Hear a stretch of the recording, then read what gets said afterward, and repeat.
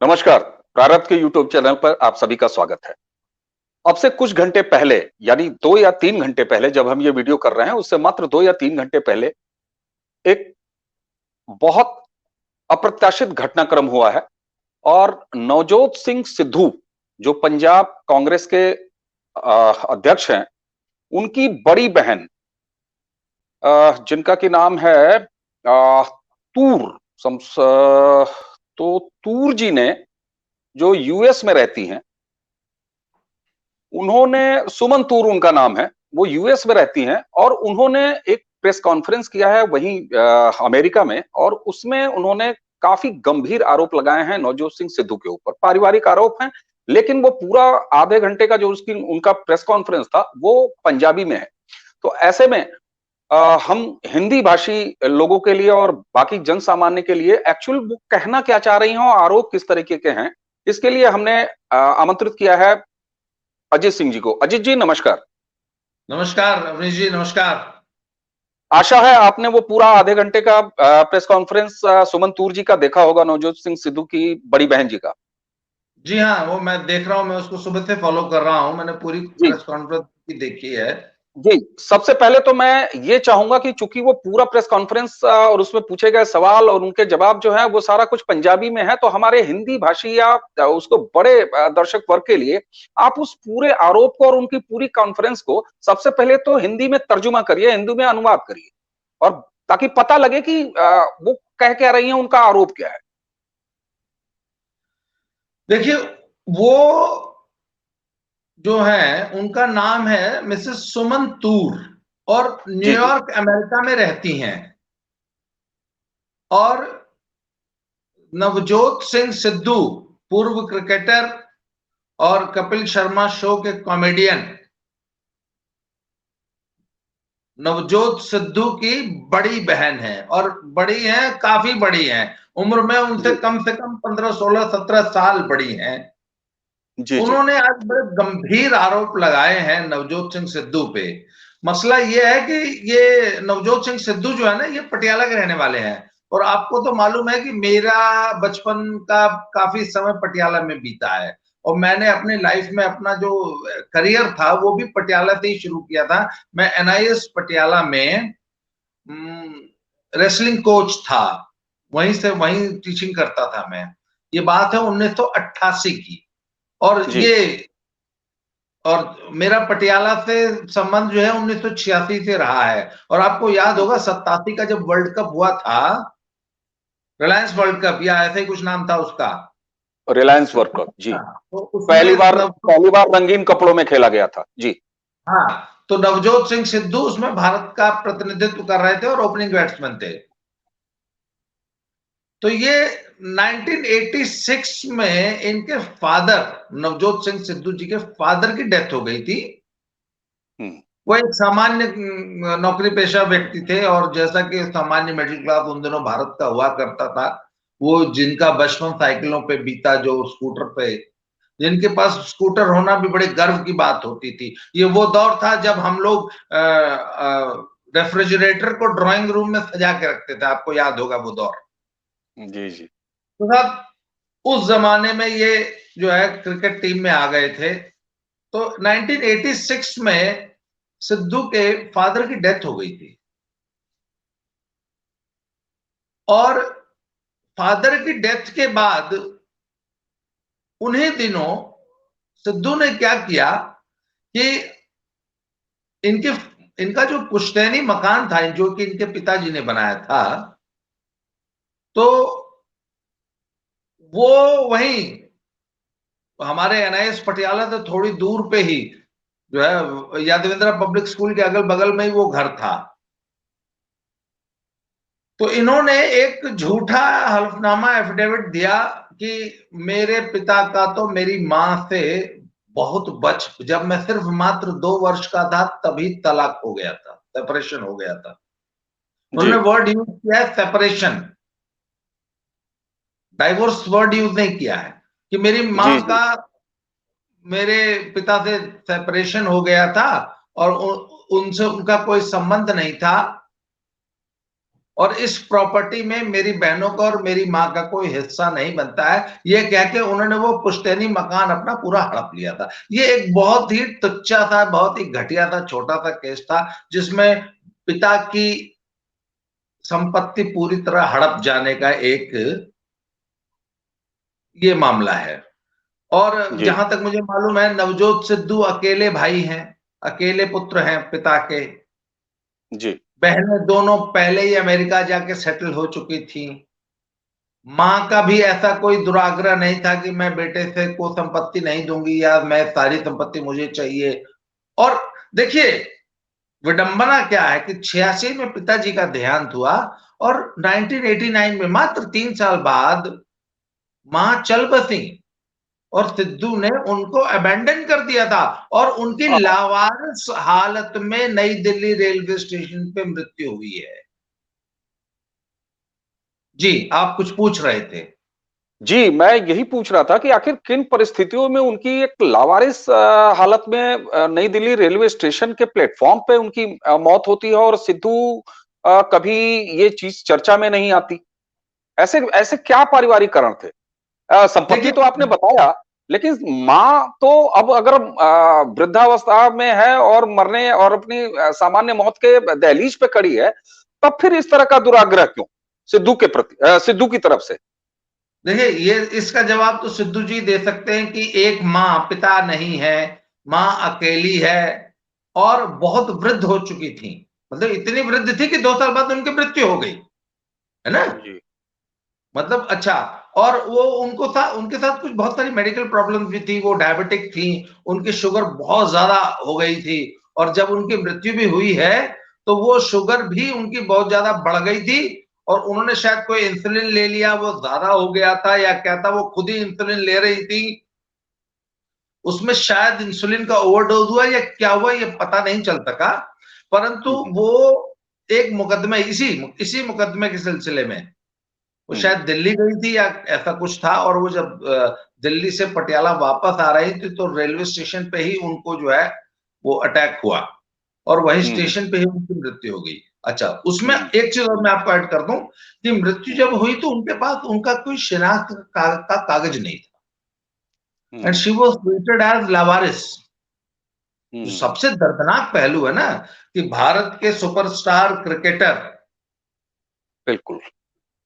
की माँ लावारिस करार दे दी गई नई दिल्ली रेलवे स्टेशन पे और वहीं उसी हालत में फिर उनका जो है अंतिम संस्कार हुआ। और इन्होंने जी। जैसे कि बहन का जो आज आरोप है कि आप मुझे वो प्रूफ दिखाइए, कहाँ मेरी माँ का मेरे पिता से सेपरेशन हुआ है? आपने ये झूठ क्यों बोला? और सिर्फ एक कोठी, एक मकान के लिए पटियाला में। जी, अगला प्रश्न आप पूछ रहे थे कुछ। हाँ, हमारे दर्शक साथ-साथ में ये पूरा घटनाक्रम तो समझ ही रहे हैं, तो इसको डिटेल में थोड़ा-सा उसके फैक्चुअल 2 चीज़ें मैं इसमें केवल आपसे पूछना चाहूँगा, उसके बाद फिर आगे बढ़ेंगे।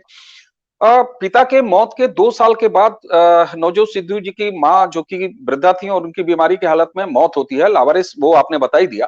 तो इन 2 सालों तक वो कहाँ रहती थी और जिस मुकदमे की आपने बात की, वो मुकदमा वो किससे लड़ती थी या लड़ रही वो थी? वो मुकदमा खुद अपने बेटे से ही लड़ रही थी। उन्होंने एक एप्लीकेशन दी थी कि ये आरोप सब झूठे हैं और मेरे बेटे से वो जैसा कि जो जुडिशियल प्रोसेस होता है हुँ, और वो ऐसा कोई मुकदमा नहीं लड़ रही थी, पर उन्होंने जब सिद्धू ने उनके वकील के नोटिस का जवाब देने से मना कर दिया, तो वो शायद कोई हलफनामा दाखिल करने या किसी सिलसिले में वो दिल्ली गई थी। हुँ, तो ऐसी अवस्था में उनकी तबीयत अचानक बिगड़ गई और वो उनकी डेथ हो गई थी नई दिल्ली रेलवे स्टेशन पे। इस दौरान वो पटियाला में ही रहती थी, पर वो जो घर था, उस पे सिद्धू ने कब्जा कर लिया था और अपनी माँ के को और अपनी दोनों बहनों को बेदखल कर दिया था और उनको घर में नहीं घुसने देते थे ये। अच्छा, इसमें जो भूमिका बताई जाती है वो इन जो सुमन तूर जी आरोप लगा रही हैं वो इनकी जो पत्नी है डॉक्टर नवजोत सिद्धू, सिद्धू की पत्नी, उनकी मदर जो सास हैं उन पे आरोप लगा रही हैं कि उनकी ये सारी कूटनीति कुटिल नीतियों के कारण हमारे परिवार में ये इस प्रकार की समस्याएं आई। तो ये अकेला मैटर नवजोत सिद्धू का नहीं है, उनकी पत्नी डॉक्टर नवजोत कौर सिद्धू का भी है। जी, अब जिस तरीके से ये एक है तो पारिवारिक विवाद, और लेकिन जिस तरीके से उनकी बहन ने ये सवाल उठाया है कि वो नवजोत सिद्धू अपने राजनीतिक भाषणों में या अपने राजनीतिक प्रेस कॉन्फ्रेंसेस में जब तब तमाम सबूत और तमाम फोटो और दस्तावेज दिखाते हैं कि ये लो सबूत, वो लो सबूत, ये सबूत, और उन्होंने मांगा है ये सबूत कि कब 2 साल की उम्र में इनके माता और पिता का सेपरेशन हो गया था, यानी कि डिवोर्स हो गया था। तो जी। अब ऐसे में सिद्धू पर ये जिम्मेदारी बनती है कि वो इसका जवाब दें। ये उनसे जवाब मांगना तो हमारा आपका काम है नहीं, वो तो पत्रकार मांगेंगे ही।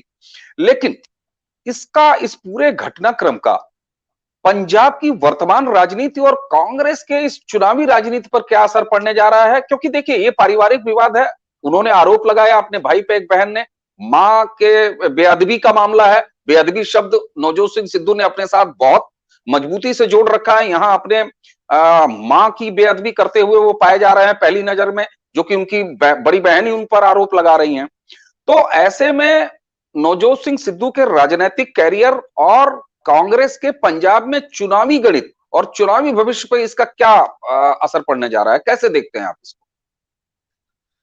देखिए अवनीश जी, अंग्रेजी में एक कहावत है, there is a proverb in English कि Caesar's wife should be above suspicion. वो क्या है कि ये एक पौराणिक गल्प है ना, आई मीन पुराने मैथोलॉजिकल पुरानी जो स्टोरी है, उसमें सीजर ने अपनी पत्नी को तलाक दे दिया था। उनकी पत्नी का नाम था पॉम्पेई। तो जी। उनसे जब पूछा गया कि आपने अपनी पत्नी को डाइवोर्स क्यों दिया, आप उनसे अलग क्यों हुए, तो उसने कहा कि Caesar's wife should be above suspicion. मतलब सीजर की जो पत्नी है, सीजर जो राजा है या जो लीडर है, जो सुप्रीम लीडर है, उसकी पत्नी या उससे जुड़े हुए लोग किसी भी किस्म के चारित्रिक दाग धब्बे या किसी भी किस्म की शंका या किसी भी किस्म के संदेहों से परे डाउटफुल हो, संदेहों से ऊपर। परे हो। हाँ, पर ऊपर तब हो। बात है ना कि ये अमेरिका में तो जब कोई प्रत्याशी चुनाव लड़ता है तो उसकी पूरी कुंडली खंगाल ली जाती है और छोटे छोटे आरोप भी चिपक जाते हैं। पर तब वो अमेरिकन जो इलेक्टोरेट है ना, वो इतनी सेंसिटिव है। हिंदुस्तान में साहब ये एक बात बताइए ना, ये तो आरोप कुछ भी नहीं है। अभी थोड़े दिन पहले अमरिंदर सिंह ने एक इतना गंभीर आरोप लगाया कि इसको मंत्री बनाने की सिफारिश इमरान खान ने पाकिस्तान से की। आपको लगता है कि कांग्रेस की लीडरशिप पे या हमारी इलेक्टोरेट पे, भारत भारत के मतदाता पे इतने गंभीर आरोप का कोई असर है? आप बताइए। चन्नी यहाँ मैं गेंद। यहाँ मैं एक चीज कहूंगा। ठीक है, कांग्रेस पार्टी, नवजोत सिद्धू की पार्टी कांग्रेस पार्टी, उसके ऊपर कोई असर पड़े ना पड़े, खुद नवजोत सिद्धू पर असर पड़े ना पड़े, लेकिन यहाँ बोलते बोलते आपने एक बात कही है, वो गंभीर है कि मतदाता पर इसका असर न पड़े, जनता पर इसका असर न पड़े।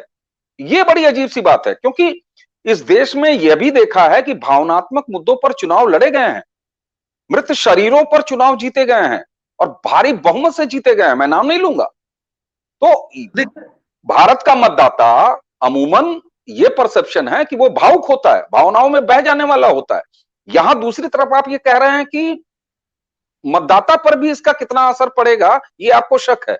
तो ये कैसे, ये क्या मतलब, मैं इसको किसी राज्य विशेष से नहीं जोड़ूंगा, ये पूरे देश की बात है। लेकिन ऐसा कैसे हो सकता है कि इतने अजीब से आरोप, आप सोचिए ना, किसी एक मां को परित्यक्ता छोड़ देना, लावारिस छोड़ देना, इसका मतदाता पर और जनता पर कोई असर आप उतना नहीं देख रहे हैं, ये कैसे? वो देखिए हमारे हम लोगों की जो जो हमारी जो सेंसिबिलिटी है ना, हम हिंदुस्तानियों की खालसा बहुत मोटी हो चुकी है। हमारे यहाँ चोर डकैत है ना, जो पशुओं का चारा खा गए जेल में बैठ के चुनाव लड़ते हैं और भारत की जनता झोली भर भर के वोट देती है, जिता देती है। मुख्तार अंसारी जैसे लोग पूरा करियर जेल से चुनाव लड़के जीत गए। आज तक किसी ने नहीं पूछा भैया इस डकैत को हम क्यों जिता रहे हैं। और जितने एक से एक बड़े भ्रष्टाचारी चोर जो है वो चुनाव जीतते आए हैं।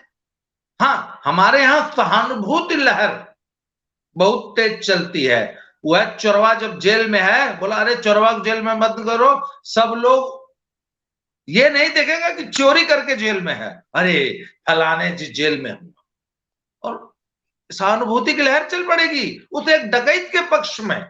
तो साहब देखिए, हम लोग भारत में चोरी चकारी डकैती भ्रष्टाचार मुद्दे नहीं है, बल्कि आप देख लीजिए ना कि आज तक कितने शरीफ लोग चुनाव जीते और कितने चोर डकैत, गिरहकट, बलात्कारी। एक बात बताइए ना, गायत्री प्रसाद की बीवी को अखिलेश यादव ने अमेठी से टिकट दिया।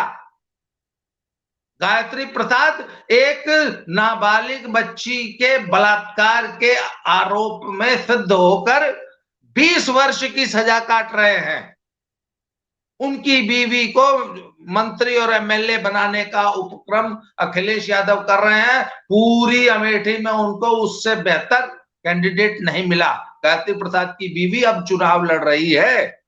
क्या कहेंगे आप इलेक्टोरेट को? लेकिन बिल्कुल बिल्कुल बिल्कुल, लेकिन 2014 से राष्ट्रीय स्तर पर जो एक सांस्कृतिक बदलाव हुआ है और मतदाता जिस तरीके से बाहुबलियों को, अब एक जमाना हुआ करता था कि जिस नेता के साथ 10 बंदूक न चलें, 20 गाड़ियां न चलें, बंदूक खासतौर से पूर्वांचल की तरफ, उत्तर प्रदेश, बिहार, इन सारी जगहों पे, तो उसको बड़ा नेता नहीं माना जाता था। लेकिन आज स्थिति में बदलाव आया है, 2014 के बाद बदलाव आया है, और अब स्थिति जमीन पर यह भी देखी जा रही है कि जिस नेता के साथ बहुत बड़ा बाहुबल और खूब सारे बंदूक चल रहे हैं, तो वहां लोग हंसी का पात्र बना दे रहे हैं। और अब धीरे धीरे धीरे धीरे अगर सरकारी गनर को छोड़ दिया जाए तो बंदूकों की नाल नेताओं के आगे पीछे दिखना बंद हो चुकी है। इसलिए मैं आपसे यह प्रश्न एक बार और पूछूंगा कि आप ऐसे चारित्रिक पतन को, भले ही ये पारिवारिक कलह है, लेकिन व्यक्ति के चरित्र को दिखाता है, और व्यक्ति का चरित्र तब और महत्वपूर्ण हो जाता है, उस व्यक्ति का चरित्र जब वो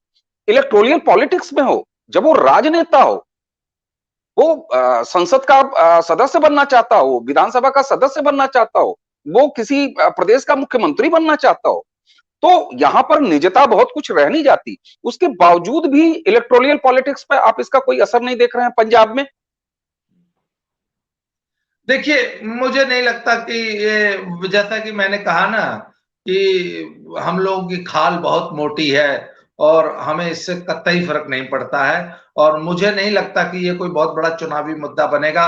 अरे यार, जो सरेआम पाकिस्तान परस्त होने के जिस पे आरोप लग गए, एक दुश्मन देश के सेनापति से, chief of the army staff से ये आदमी गले मिल आया, पर पंजाब के इलेक्टोरेट को कोई फर्क पड़ता है? तो ये तो बहुत छोटी थी। अरे साहब, ये तो पूरी की पूरी भैंस खा जाएंगे, डकार नहीं लेंगे। बहुत अच्छी बात, बहुत अच्छी बात। इस घटनाक्रम को हुए अभी कुछ ही घंटे हुए हैं, और आप सोशल मीडिया पे या ओटीटी प्लेटफॉर्म्स पे जो पंजाब के सोशल मीडिया के अकाउंट्स हैं, हैंडल्स हैं, ट्विटर हैं या बाकी मंच हैं, उनमें किस तरह की पहली प्रतिक्रिया, किस तरह की देख रहे हैं इन जनरल? कांग्रेसियों ने तो साहब बहुत थरथरई से, बहुत बदतमीजी से और बड़ी बेशर्मी से उल्टे उस महिला से सवाल पूछना, सोशल मीडिया को मैंने देखा तो उल्टे उस महिला से सवाल पूछना शुरू कर दिया है कि आप इतने दिन कहां थी और अब आपने चुनाव के समय यह सवाल क्यों उठाना शुरू किया है। उल्टे लोग उन्हीं से सवाल पूछ रहे हैं, जो विक्टिम है उल्टे उसी को कटघरे में खड़ा किया जा रहा है, और अपने नेता का बेशर्मी से पंजाब कांग्रेस बचाव कर रही है। जी, हालांकि ये बहुत दुर्भाग्यपूर्ण है अजीत सिंह जी, लेकिन फिर भी जिस तरीके से आपने जमीन के, पंजाब की जमीन के तापमान को इस घटनाक्रम से जोड़ के उसके वस्तुस्थिति को बताया, और हमारे हिंदी के दर्शकों को उस पंजाबी में भाषा में लगाए गए पूरे आरोप को अनुवादित करते हुए समझाने का प्रयास किया, मुझे लगता है कि इस घटना के गंभीरता को और इस तरह के चारित्रिक पतन को निश्चित रूप से पंजाब की जनता किस तरीके से लेगी, अब ये तो पंजाब के रिजल्ट आने के बाद होगा, समझ में आएगा। आपका बहुत बहुत धन्यवाद, आप हमारे साथ जुड़े और इस ताजा घटनाक्रम पे प्रारब्ध के दर्शकों को आपने अपडेट किया। धन्यवाद। Thank you Avnish ji, thank you very very much. और मैं अपने अपने दद्दा की खरी खरी चैनल, यूट्यूब चैनल के सभी दर्शकों से ये निवेदन करूंगा कि ये एक ही हमारी टीम है, अवनीश जी, संदीप भाई, पुष्कर दादा, ये हम लोग एक ही टीम, और अपने रंजय भाई, ये सब लोग हम लोग एक ही टीम के सदस्य हैं। तो आप सभी से ये रिक्वेस्ट है कि ये प्रारब्ध को भी आप लोग सब्सक्राइब कीजिए और बेल आइकन दबाइए, जिससे कि प्रारब्ध की भी सारी वीडियो आपको मिल सके। अवनीश जी, आपने मुझे आज मौका दिया, इसके लिए बहुत बहुत धन्यवाद। Thank you very much. फिर से मिलते हैं। जी, नमस्कार। Thank you.